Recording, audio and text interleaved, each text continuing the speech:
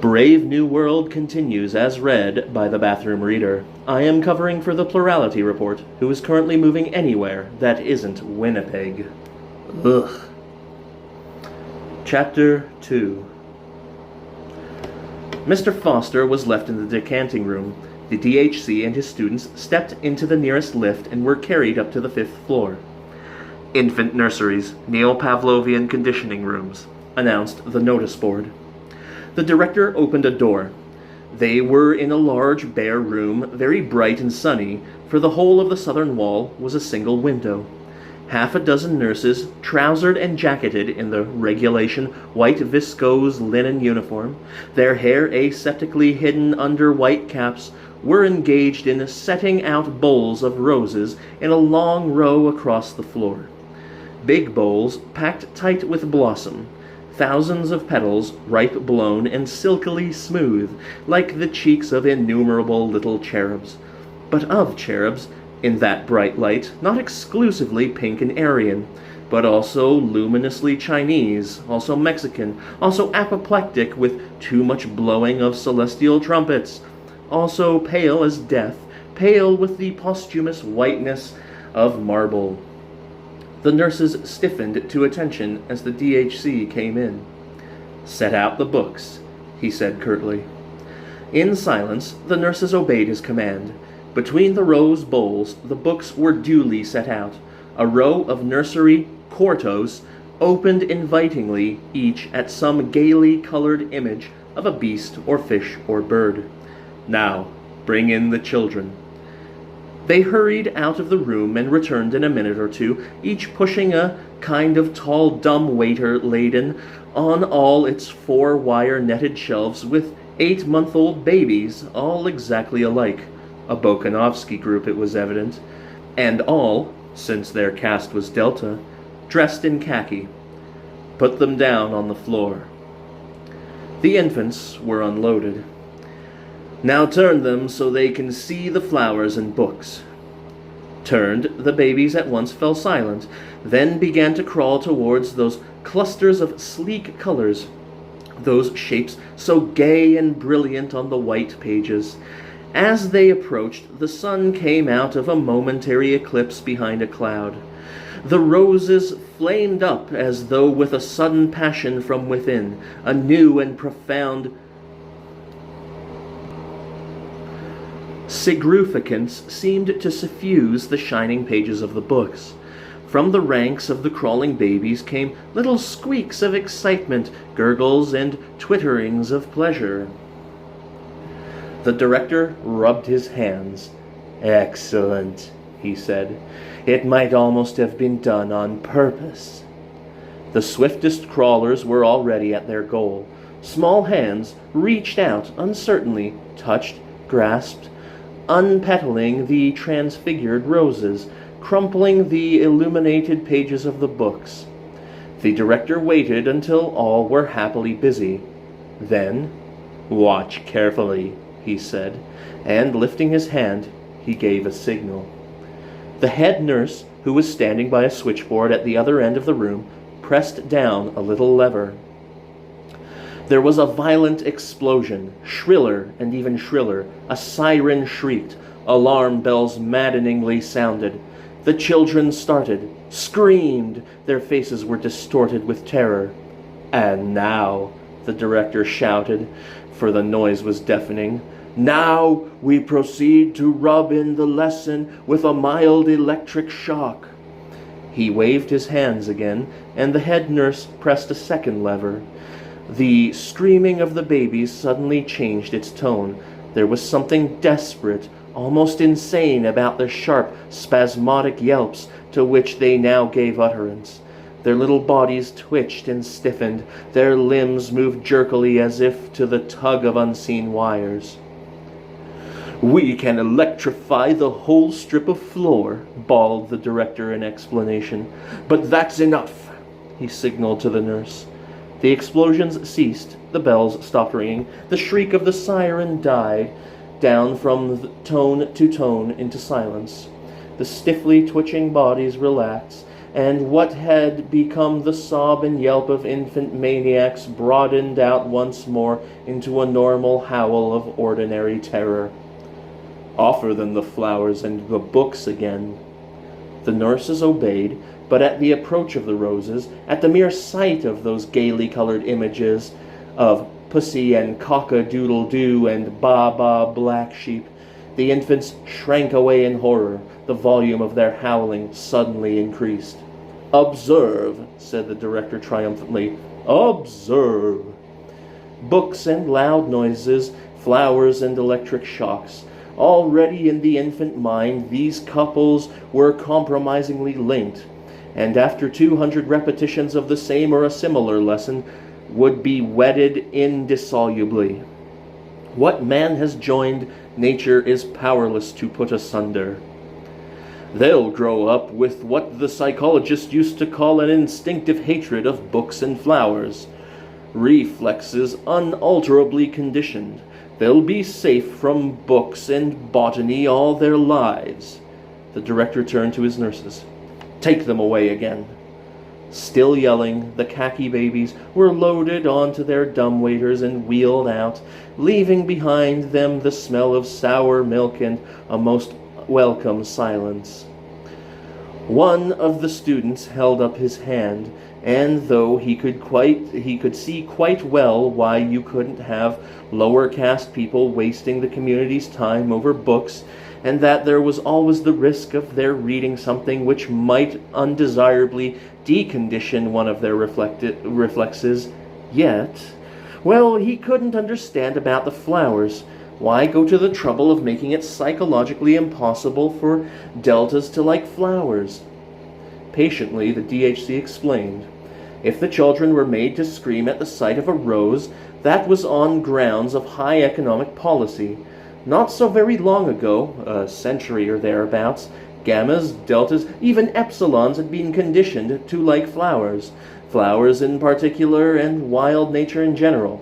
The idea was to make them want to be going out into the country at every available opportunity, and so compel them to consume transport. "And they didn't consume transport?" asked the student. "Quite a lot," the DHC replied, "but nothing else." Primroses and landscapes, he pointed out, have one great defect. They are gratuitous. A love of nature keeps no factories busy. It was decided to abolish the love of nature at any rate among the lower classes, to abolish the love of nature, but not the tendency to consume transport. For of course it was essential that they should keep on going to the country even though they hated it. The problem was to find an economically sounder reason for consuming transport than a mere affection for primroses and landscapes. It was duly found. "We condition the masses to hate the country," concluded the director, "but simultaneously we condition them to love all country sports. At the same time, we see to it that all country sports shall entail the use of elaborate apparatus, so that they consume manufactured articles as well as transport, hence those electric shocks." "I see," said the student, and was silent, lost in admiration. There was a silence. Then, clearing his throat, "Once upon a time," the director began, "while our Ford was still on earth, there was a little boy called Reuben Rabinovich. Reuben was the child of Polish-speaking parents." The director interrupted himself. "You know what Polish is, I suppose?" "A dead language, like French and German," added another student, officiously showing off his learning. "And parent?" questioned the DHC. There was an uneasy silence. Several of the boys blushed. They had not yet learned to draw the significant but often very fine distinction between smut and pure science. One, at last, had the courage to raise a hand. "Human beings used to be..." He hesitated. The blood rushed to his cheeks. "Well, they used to be viviparous." "Quite right," the director nodded approvingly. "And when the babies were decanted..." "Born," came the correction. "Well, Then they were the parents. I mean, not the babies, of course. The other ones. The poor boy was overwhelmed with confusion. In brief, the director summed up, the parents were the father and the mother. That smut that was really science fell with a crash into the boy's eye, avoiding silence. Mother, he repeated loudly, rubbing in the science, and leaning back in his chair. These, he said gravely, are unpleasant facts. I know it. But then most historical facts are unpleasant. He returned to little Reuben, in whose room one evening, by an oversight, his father and mother, crash, crash, happened to leave the radio turned on. For you must remember that in those days of gross viviparous reproduction, children were always brought up by their parents and not in state conditioning centers. While the child was asleep, a broadcast program from London suddenly started to come through, and the next morning, to the astonishment of his crash and crash, the more daring of the boys ventured to grin at one another, little Reuben woke up repeating word for word a long lecture by that curious old writer, one of the very few whose works have been permitted to come down to us, George Barnard Shaw, who was speaking according to a well-authenticated tradition about his own genius. To little Reuben's wink and snigger, this lecture was, of course, perfectly incomprehensible, and imagining that their child had suddenly gone mad, they sent for a doctor. He, fortunately, understood English, recognized the discourse as that which Shaw had broadcasted the previous evening, realized the significance of what had happened, and sent a letter to the medical press about it. The principle of sleep teaching, or hypnopedia, had been discovered. The DHC made an impressive pause. The principle had been discovered, but many, many years were to elapse before that principle was usefully applied. The case of little Reuben occurred only 23 years after our Ford's first T model was put on the market. Here the director made a sign of the T on his stomach, and all students reverently followed suit. And yet, furiously, the students scribbled, Hypnopedia, first used officially in AF 214. Why not before? 2 reasons. A. These early experimenters, the DHC was saying, were on the wrong track. They thought that hypnopedia could be made an instrument of intellectual education. A small boy asleep on his right side, the right arm stuck out, the right hand hanging limp over the edge of the bed. Through a round grating in the side of a box, a voice speaks softly. The Nile is the longest river in Africa and the second in length of all the rivers of the globe. Although falling short of the length of the Mississippi, Missouri, the Nile is at the head of all rivers as regards to the length of its basin, which extends through 35 degrees of latitude. At breakfast the next morning, Tommy, someone says, do you know which is the longest river in Africa? A shaking of the head. But don't you remember something that begins, the Nile is the Nile is the longest river in Africa and the second in length of all the rivers of the globe. The words come rushing out. Although falling short of, well now, which is the longest river in Africa? The eyes are blank. I don't know. But the Nile, Tommy. The Nile is the longest river in Africa and second. Then which river is the longest, Tommy? Tommy burst into tears. I don't know, he howls. That howl, the director made it plain, discouraged the earliest investigators. The experiments were abandoned. No further attempt was made to teach children the length of the Nile in their sleep. Quite rightly. You can't learn a science unless you know what it's all about. Whereas, if they'd only started on moral education, said the director, leading the way towards the door, the students followed him, desperately scribbling as they walked and all the way up into the lift. Moral education, which ought never in any circumstances to be rational. Silence, silence, whispered a loudspeaker as they stepped out at the 14th floor. And silence, silence, the trumpet mouths indefatigably repeated at intervals down every corridor. The students, and even the director himself, rose automatically to the tips of their toes. They were alphas, of course. But even alphas have been well conditioned. Silence, silence. All the air of the 14th floor was sibilant with the categorical imperative. 50 yards of tiptoeing brought them to a door which the director cautiously opened. They stepped over the threshold into the twilight of a shuttered dormitory. 80 cots stood in a row against the wall. There was a sound of light, regular breathing and a continuous murmur, as of very faint voices remotely whispering. A nurse rose as they entered and came to attention before the director. "What's the lesson this afternoon?" he asked.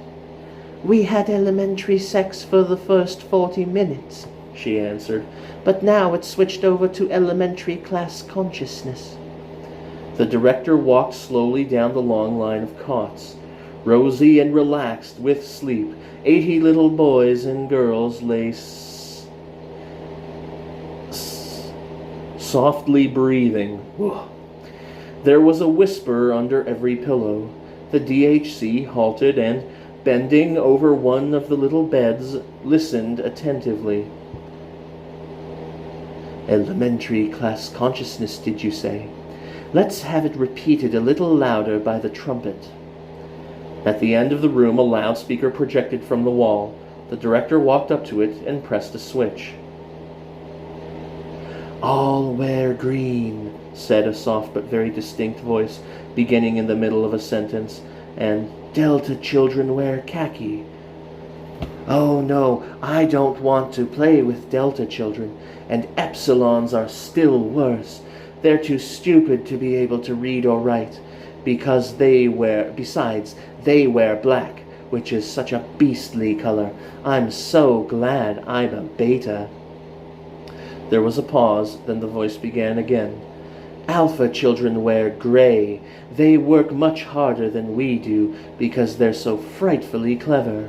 I'm really awfully glad I'm a beta, because I don't work so hard. And then we are much better than the gammas and deltas. Gammas are stupid. They all wear green, and delta children wear khaki. Oh no, I don't want to play with delta children, and epsilons are still worse. They're too stupid to be able..." The director pushed back the switch. The voice was silent. Only its thin ghost continued to murmur from beneath the 80 pillows. "They'll have that repeated 40 or 50 times more before they wake. Then again on Thursday and again on Saturday.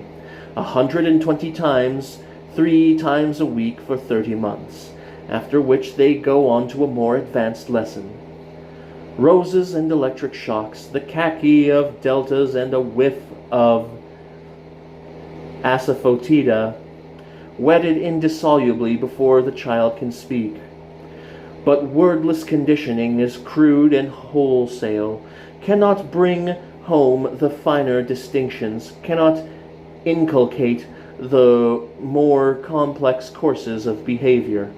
For that there must be words, but words without reason. In brief, hypnopedia, the greatest moralizing and socializing force of all time." The students took it down in their little books, straight from the horse's mouth. Once more, the director touched the switch. "So frightfully clever," the soft, insinuating, indefatigable voice was saying. "I'm really awfully glad I'm a beta because..." Not so much like drops of water, though water, it is true, can wear holes in the hardest granite, rather drops of liquid sealing wax, drops that adhere, encrust, incorporate themselves with what they fall on, till finally the rock is all one scarlet blob. till at last the child's mind is these suggestions, and the sum of the suggestions is the child's mind. And not the child's mind only, the adult's mind too, all his life long, the mind that judges and desires and decides, made up of these suggestions. But all these suggestions are our suggestions, the director almost shouted in his triumph. Suggestions from the state. He banged the nearest table. It therefore follows. A noise made him turn round. "Oh, Ford," he said in another tone. "I've gone and woken the children." God, this book is fucked up.